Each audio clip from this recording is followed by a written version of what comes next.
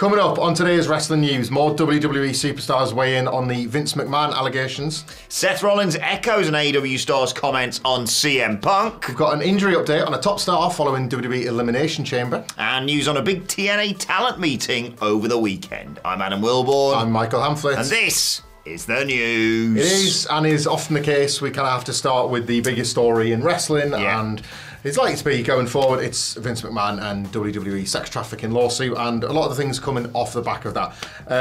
Obviously, there's going to be a lot of wrestlers doing media, with it being WrestleMania season, as was the case at Elimination Chamber over the weekend over in Australia, and now we're at a position where wrestlers are probably expecting, in a lot of cases, to be asked questions about this, and as they should, I suppose, if you're in a position to sort of get access to a wrestler, or indeed Triple H or Shawn Michaels and the like. We have lots of cases now where ask the questions, like, you know, they can get answers. Yeah. John Cena and Randy Orton speaking on it last week to varying results, and there was more this weekend from Alex McCarthy, who was working both for Inside the Ropes and for the Daily Mail. He spoke with Becky Lynch and Kevin Owens, who offered their sort of separate thoughts on the matter. Becky Lynch first said, quote, "I've been fortunate in my career that I've always felt supported by the company. These allegations are horrible. It's hard to reconcile. As a talent and as a woman, my experience in WWE has only ever been amazing. Yes, in the beginning there were some restrictions put on things. We couldn't punch, we had to hair pull, there were weird things there. Being able to push forward, push women forward, I'm grateful for that and the opportunity to have my family. This company," and she leaves a pause, "some of these things are hard to reconcile." Kevin Owens later on said, quote, "Everything that's come out is awful, just terrible. There's really no words to describe how sad this makes me feel. If the people who spoke out went through what they went through, that's terrible. It's shameful and can't ever happen again. That's what it comes down to." So, yeah, a lot of these wrestlers discuss it's going to be quite a conflicting set of emotions, I would guess, for people who have either had good experiences with the McMahons or within the company, or in the ways that things have shaped their own life. And I think, you know, just speaking, editorialising, I suppose, I think wrestlers have a right to speak to the quality experiences they've had, so long as they are able, as both have here, kind of to acknowledge the reality of the allegations that are facing Vince McMahon. And indeed, we mustn't forget this, WWE, the organisation, is named in this lawsuit, so it represents a corporate culture, one that these people still work within, and obviously must feel their own sense of sort of sadness, disappointment, all those kind of conflicting emotions. And I would just say, yeah, the message is here. Obviously, continue to ask the questions, continue to believe survivors, and listen to those that want to speak out if more indeed do come forward.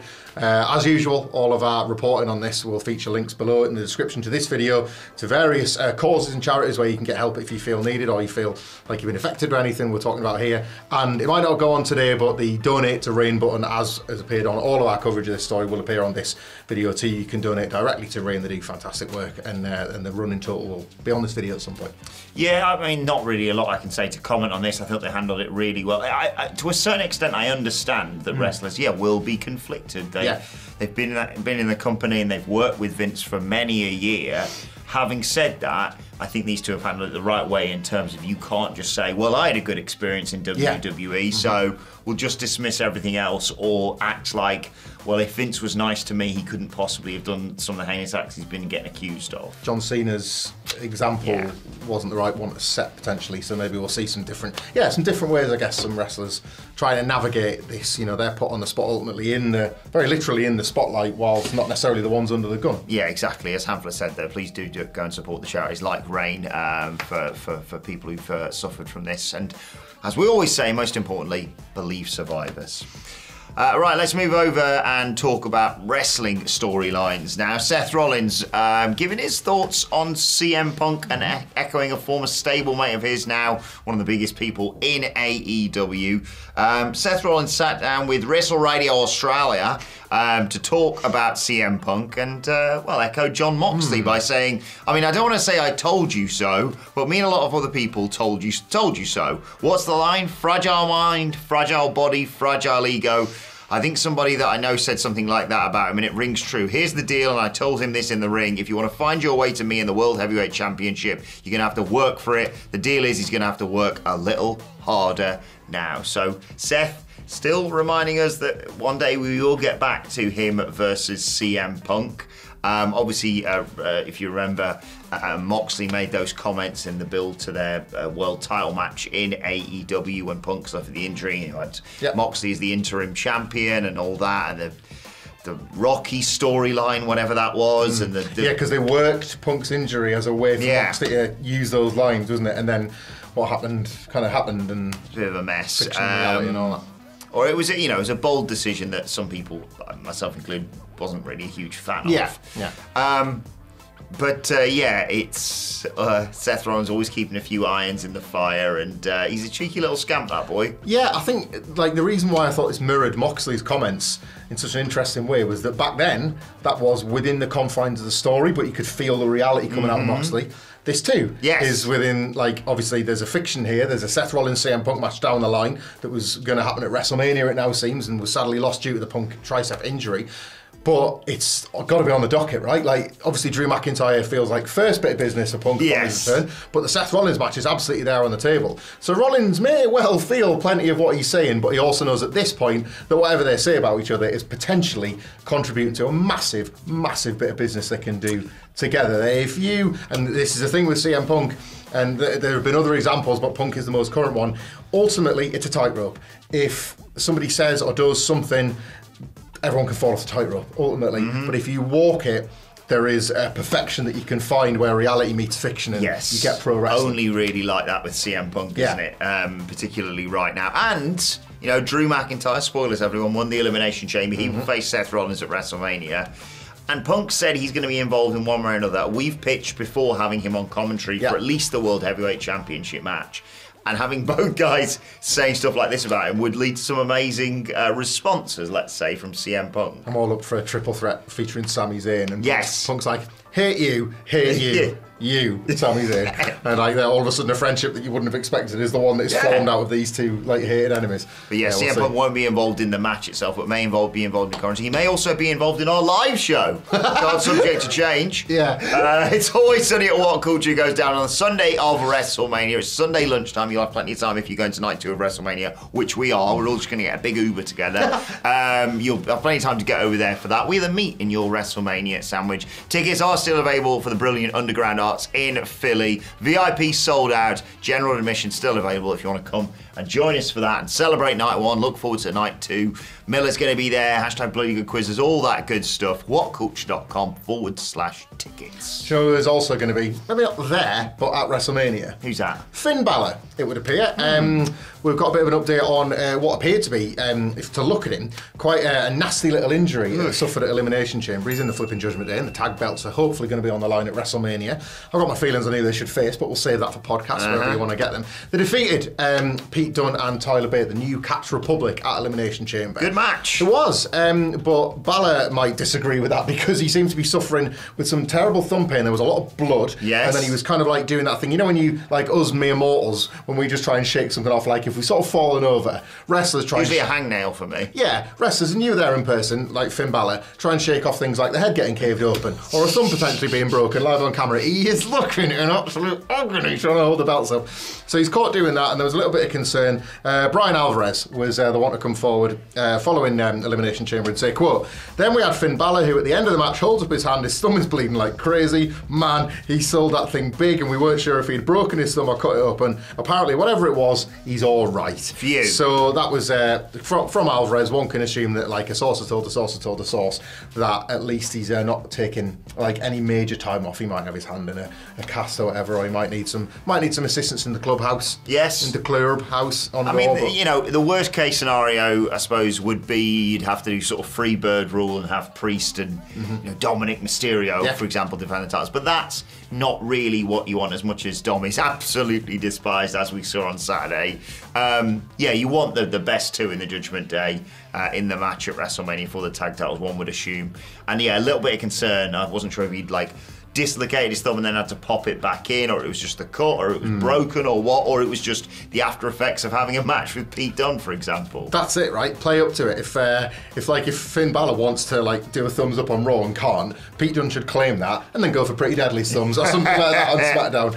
Anyone that's doing that, all of a sudden Pete Dunne just rocks into shot, bites the thumb and then breaks it. It's good. I hope he's okay, because I love his And you can't do that without a thumb extension. Like The Rock doing the blood. Not that I ever paying attention to his arms, I'm looking at his ridiculous abs. But nevertheless, yeah, glad to hear he seems to be okay. Let's talk finally about TNA. Obviously, lots of talk about them recently with the removal of Scott D'Amore, and then there was all the hourglass stuff, wasn't there, on social media, and reports of unrest as a result of all that.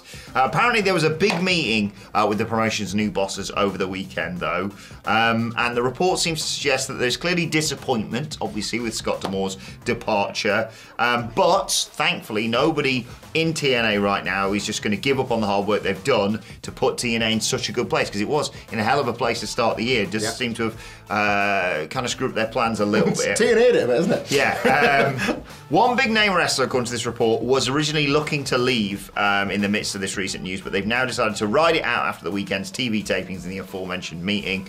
Apparently the new management seems to be more open to discussion than they previously were when this all sort of kicked off, which is a relief, because there was just, like you say, that feeling of, oh no, you've just relaunched as TNA, you've got all this buzz about you, you're a viable sort of alternative, and then you, as you often do in TNA, hit the self-destruct button, because they've got such brilliant talent there. Yeah, I have my suspicions on who that top name might be, and I think you're probably all thinking the same person, but we'll not name for speculation. We don't want to cause any sort of discontent there. But a number of the talents, as you say, with the hourglass and the initial protests when Scott D'Amore got fired, kind of making no secret of their disdain for the decision. Interestingly, from that story, the management aren't going to go back on the Scott D'Amore thing, it seems. They're going to, call it digging your heels, call it just backing yourself, however you want to frame that. It does feel like that decision has been made, and talent are being told now in a nicer way than that Zoom meeting where they were just had the rug pulled, that look, this is how we're going to go forward with it. So it doesn't feel like the end of the tunnel for TNA, but like obviously they've got to be, the management especially have got to be seen to be trying to make positive steps with the talent to get their morale back to maybe where it was just before 2024. Yeah, and I can understand the higher ups in TNA wanting to try and move past this so that the reporting's back about people like Jordan Grace, Josh Alexander, the talent in that come Joe Hendry, particular favourite of ours, of course. So we can get back to talking about storylines and matches that they're putting on rather than backstage political shenanigans. I mean, it's part of the business, but you'd rather be talking about just good matches. Yeah, good matches and good shows. Yeah. Right, let's move on. Gaps if you need them.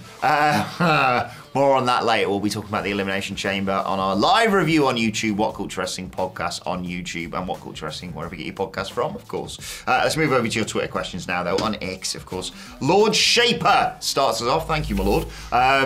So with Liv Morgan once again being the second last person in a multi-person match, do you think something's going to come from this always a bridesmaid spot she seems to be in? I thought this was quite impressive, having your cake and eating it too, booking from WWE here. They, like Liv Morgan getting a flash win on Bianca Belair and thus being the runner-up, gives her something like else along with the Royal Rumble and a couple of other missed opportunities to say, I was just so close. I think she's just been presented, as per Elimination Chamber, as the perfect post-WrestleMania challenger for either Becky Lynch or Rhea Ripley. Yeah, I think there's a heel turn in her future. Yeah, she's sort of telling her own story with the Rhea Ripley thing, blaming her for so much of the stuff that's happened to her. Meanwhile, should Becky Lynch get the title, Liv Morgan's growing frustration will play in, again, being a great first challenger. I will give Liv Morgan credit as well. When she pinned Tiffany Stratton, who was kind of an unexpected crowd favourite in the Elimination Chamber, she leaned all the way into how much that annoyed people. And I like those instincts. I like her spotting, this is really going to knock people, this. Oh well, might as well make hay while the sun shines. I love the weird, I get Rhea Ripley gets cheered in Australia, or Zelina Vega gets cheered in Puerto Rico. I love this random country likes this random wrestler. Australia, Tiffany Stratton. The UK and Bailey. UK Bailey. Puerto Rico, Io Sky. Who's the Baron Corbin and France. I was thinking about this. Wolf Dogs defend the title at Backlash. Oh, 100%. Headline the show. That's where they leave. Not headline the show, because you obviously have the new world champion Tony D'Angelo. He's also on Backlash. Popping on main roster. Right, let's move on. But I'm excited to see what Liv Morgan does. I'm intrigued to see what Naomi does at WrestleMania. We'll talk more about that, no doubt, in the coming days. Stuart Benny says, with the result of the men's Elimination Chamber, does it seem likely that Drew will beat Seth only to have Damian Priest cash in and take the title from him? After all, it's been Drew who stopped Damian from cashing in a fair few times now. That finally seems like we have a path for Damian Priest in the briefcase, doesn't it? Yeah, it did cross my mind that Drew's sort of awkward alliance with the Judgment Day kind of fell apart around Damian Priest, and as soon as he's now got that clear run to the title, either Damian Priest screwing it up for Drew at WrestleMania of all places, when Drew's basically, he's kind of called his shot as like, here's going to be my redemption, now I've won the match. Yeah. So either Damian screws it up in a heist or then cashes in quite soon after. I think the interesting thing, like, well, hey, who knows, the Raw after WrestleMania might be good. Well, it'd be a twist, wouldn't it? Like, the interesting to me anyway, the permutations of WWE in general after WrestleMania, because let's hope and pray Cody Rhodes finishes the story right. He will. It feels like now Raw is becoming the A show again, based on like the big Netflix deal and all that sort of, and Cody in general. I think Cody and what we consider Roman's title will move to Raw, leaving SmackDown short of an actual top star to carry the brand. Yeah, that's a good point. So Drew McIntyre or a Sami Zayn or a Damian Priest or maybe even a CM Punk look like hot favourites to take that spotlight. You can't, I know that you can't have both belts on both brands, so whether or not they put a draft in place, something like that. At the moment, I would be looking not just at who's going to win that belt, but who is going to be SmackDown's guy, who's going to be the person that takes that brand forward in that men's division, like across those first summer months post-WrestleMania. And right now, Drew and Damian feel like the 1 and 1A. Final question today comes from Timothy Farmer, who says, pitch for WrestleMania 40 weekend.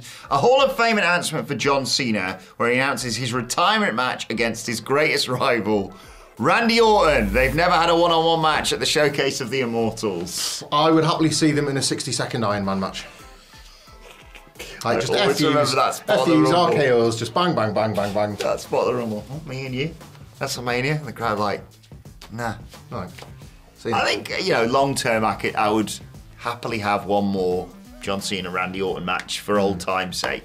I certainly don't think it needs to happen at this WrestleMania. I don't know whether it needs to happen at any WrestleMania, arguably. Oddly, considering that it's one of the ones ending in a 0, it doesn't feel like a very Cena WrestleMania, this, does it? No. Like 30 had the Austin Rock Hogan thing at the start, and then it was like, right, on to business. This one doesn't feel like it's going to have something similar. Like, I don't know if that's a Triple H vanity thing where he wants this to be a very much a right now, here's the roster, here's the stuff, here's my great creation playing out. Did that with Triple X, didn't they? He did, yeah. So, doesn't really feel like there's a place for John Cena at the moment. But we'll see. I guess he's out in kayfabe selling the Solo Sikoa beatdown, isn't he? Yeah, he's not, I don't think he's retiring at WrestleMania 40. No. It's far too quick a turnaround to suddenly be like, by the way, this is happening. And he said recently he could go for another few years. It would just be very sporadic appearances and very John Cena matches, basically. Can it top the Austin Theory one from last year? That's what we've got to be asking ourselves. Big shoes to fill. Let us know your thoughts on that and everything discussed in the comment section below. And while you're at it, why not check out this video? We'll see you soon.